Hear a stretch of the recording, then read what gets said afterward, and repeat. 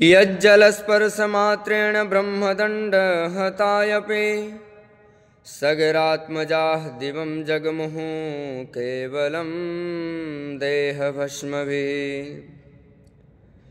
ब्रह्मदंड में फंसे हुए का कभी कल्याण नहीं होता है, परंतु ये माँ भगवती भागीरथी गंगा की कृपा है कि जो सगर के आत्मज 60,000 पुत्र कपिल भगवान का अनादर करके भस्म हो गए, उनकी जहाँ पर भस्मी पड़ी हुई थी तो भगीरथ जी ने माता भगवती भागीरथी को उनका खूब तप किया, और जैसे ही भारत भूमि में लेकर के आए और जैसे ही उनके राख का स्पर्श हुआ, केवलम देह भस्म भी, देह भस्मी का जैसे ही माता गंगा जी ने स्पर्श किया कि समस्त सगर के आत्मजों का उद्धार हो गया, सभी सगर पुत्रों का उद्धार हो गया।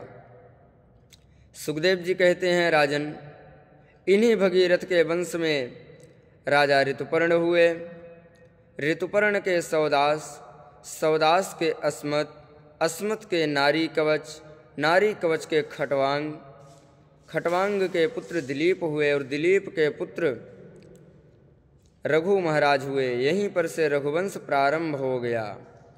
रघु महाराज के अज के बेटा महाराज दशरथ जी हुए, और दशरथ जी के पुत्र राम, लक्ष्मण, भरत और शत्रुघ्न लाल जी हुए। सुखदेव जी महाराज ने एक ही श्लोक में संपूर्ण राम कथा को श्रवण करवा दिए।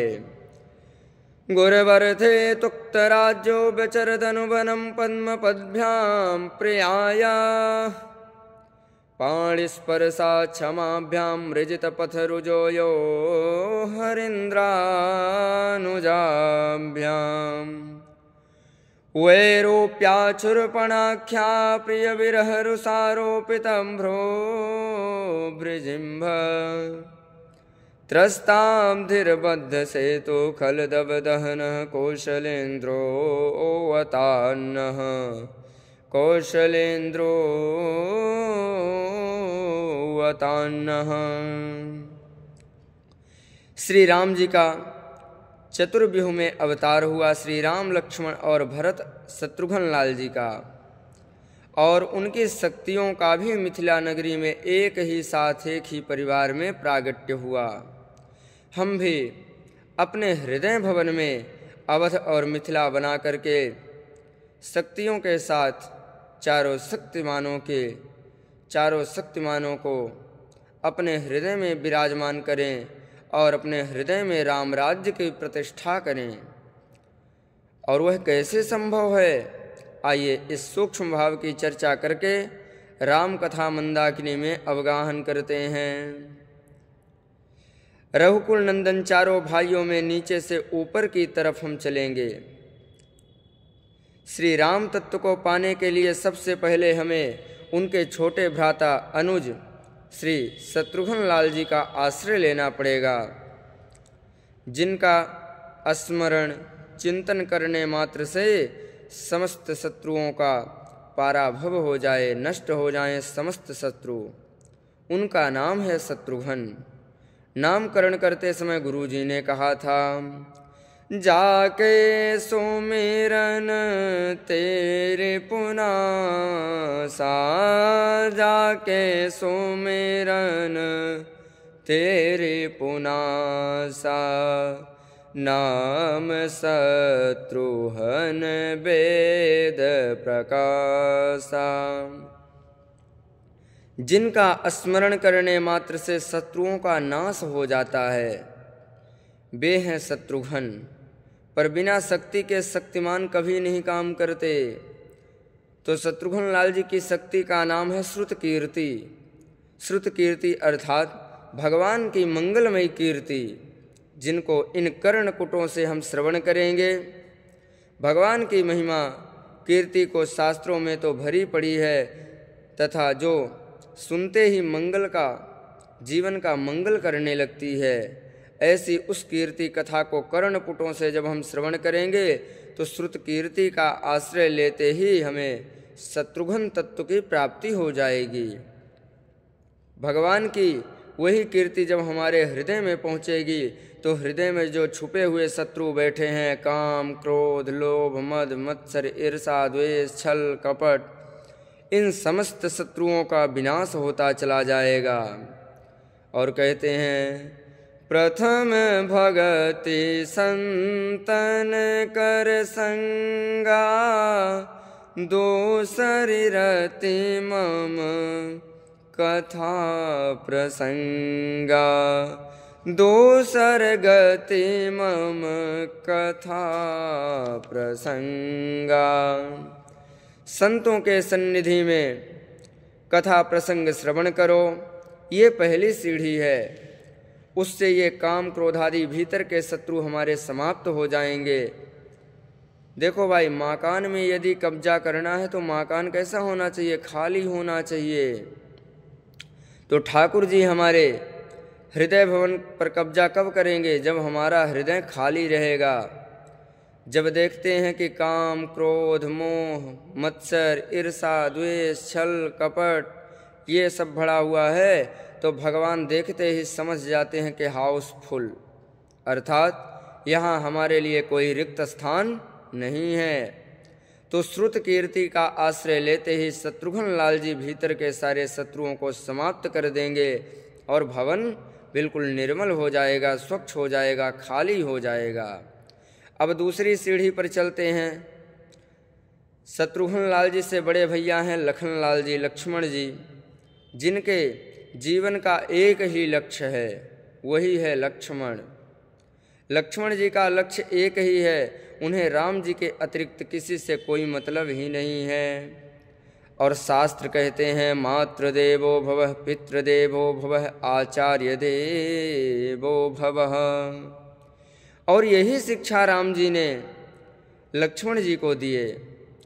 भैया लक्ष्मण, भरत शत्रुघ्न मामा जी के यहाँ चले गए हैं और माता पिता से हमें बन जाने की आज्ञा मिल चुकी है। अब सारी अयोध्या का दायित्व तुम्हारे कंधे पर है।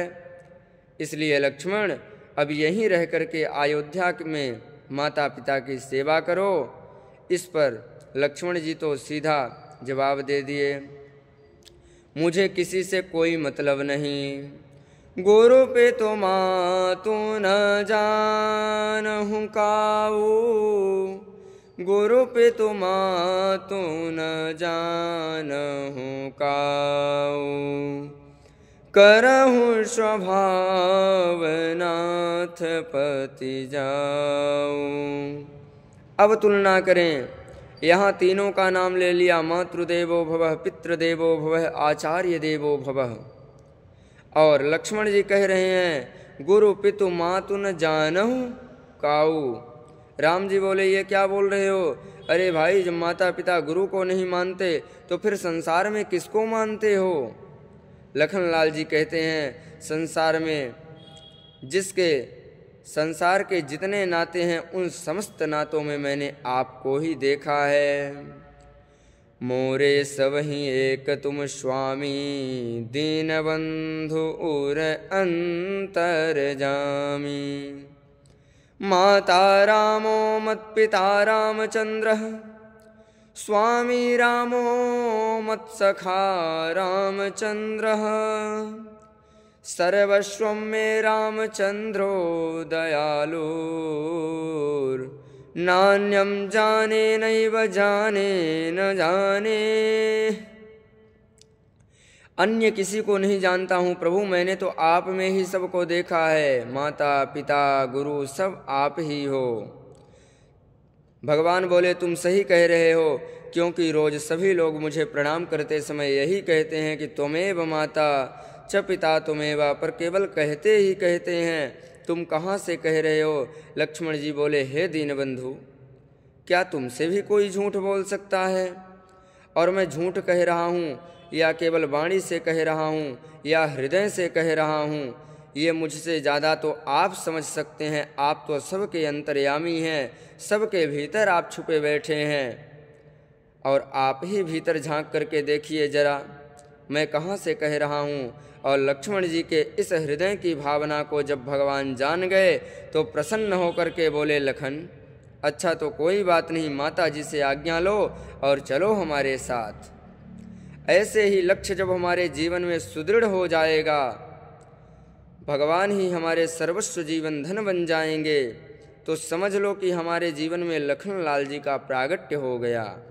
अब लक्ष्मण जी अकेले थोड़ी आएंगे, उनकी शक्ति उर्मिला देवी भी प्रकट होंगी। अर्थात जब लक्ष्य लक्ष्मण जी की तरह सुदृढ़ और सुनिश्चित एक हो जाएगा, तो हमारे हृदय में प्रभु से मिलने की उत्कंठा उदय होने लगेगी, जागृत होने लगेगी।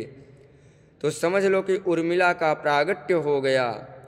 उर में प्रभु से मिलने की उत्कंठा का हृदय होना ही उर्मिला शक्ति की जागृति है।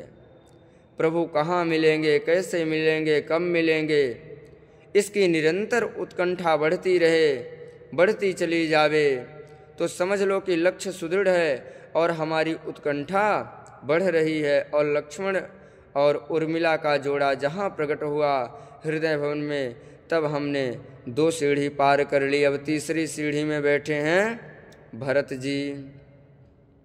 भरत का अर्थ है भर देने वाला। भरत जी साक्षात श्री राम जी के प्रेम विग्रह हैं।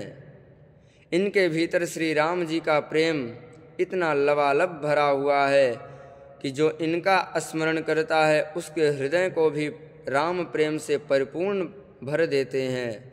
विषय रस जो जीव के भीतर भरा है उसे निकाल करके बाहर कर देते हैं और उसके भीतर राम रस भर देते हैं।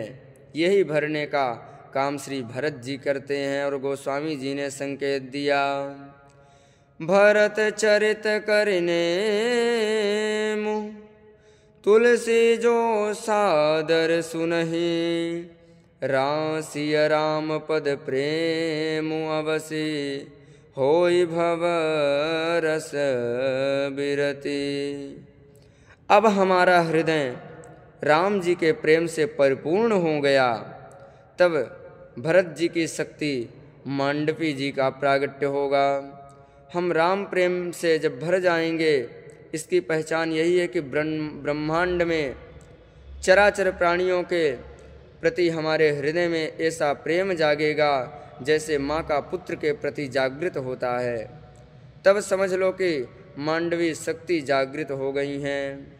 अब ये 3 सोपान जब हम पार कर लेंगे, तब रामलला हमारे हृदय में गमन करने के लिए प्रकट होंगे। रम क्रीड़ायाम धातु से राम शब्द बनता है।